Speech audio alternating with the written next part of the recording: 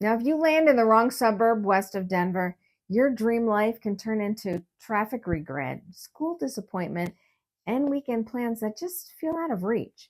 Now, you might move to Golden for its charm, but you could end up craving more energy. Or you could pick Lakewood because it's affordable and then find yourself stuck in your car way too often. You know what? I've seen it happen.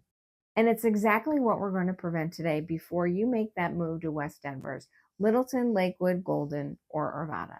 All right, let's talk about how to pick a suburb that truly fits your life, not just one that looks good on paper or online. Most people start by chasing the features, the schools, the trails, the home size, but they tend to skip the emotional cost. And that's when regrets hit. I've heard customers say we're sacrificing weekend adventures for commute time, or the school looked good online, but it just didn't feel right for us. Or we've overpaid for a house that doesn't match our daily rhythm. So what if you flip the script? What if you judged each suburb not by a checklist, but by how it removes the stress that you're actually worried about?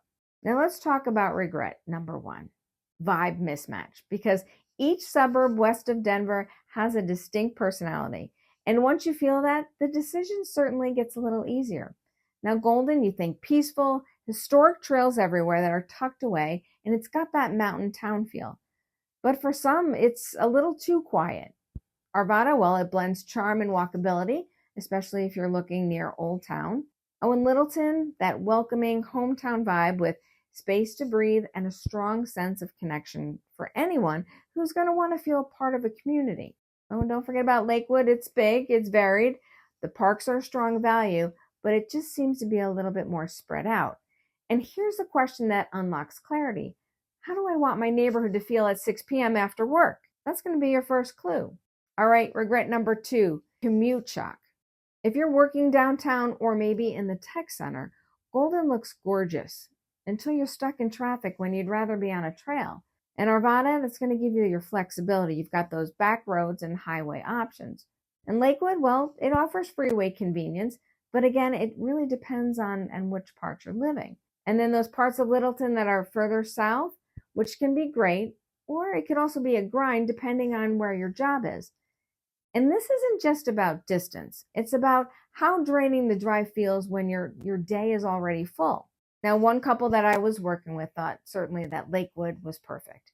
They felt it was affordable, it was central, it was close to parks, and it checked all the boxes. But a few months into their search, they were certainly worn out.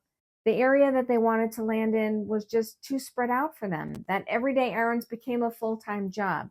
So we paused, we took a minute, and we looked at what really mattered to them. And it was simplicity. It was convenience.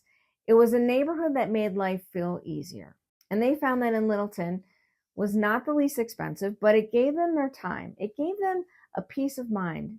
Now their weekends actually feel like weekends and they're enjoying life. All right, regret number three, it's those sneaky, unexpected costs. Now, sure, a house might seem like a deal, but if you're stuck in traffic or if you're spending hours getting to school or work, that home starts costing you in more ways than just one. Now, for Golden, you're going to pay for the charm. You're going to pay for the charm in your mortgage and in your time. Lakewood, you're likely to get more house for your money, but let's just be honest about the trade-offs. Now, Arvada and Littleton, they often strike a nice balance, but every situation certainly is unique. So here's the key. The real cost isn't just your mortgage. It's how your daily life is going to fit into that home. So here's the shift that I want you to take with you. There's no single best suburb, but there is a suburb that fits you. Now, when you stop chasing perfection and you start listening to your routine, your values and your fears, the right answer certainly becomes more clear. Now, I help people moving to Colorado figure this out every week, especially those relocating from out of state. And if you're still sorting through commute questions, lifestyle trade-offs, or maybe you're trying to make a confident decision, I've got a relocation guide that's going to walk you through the steps that I use with my very own clients. And I'll leave the link in the description, and I'll also put it in the comments below.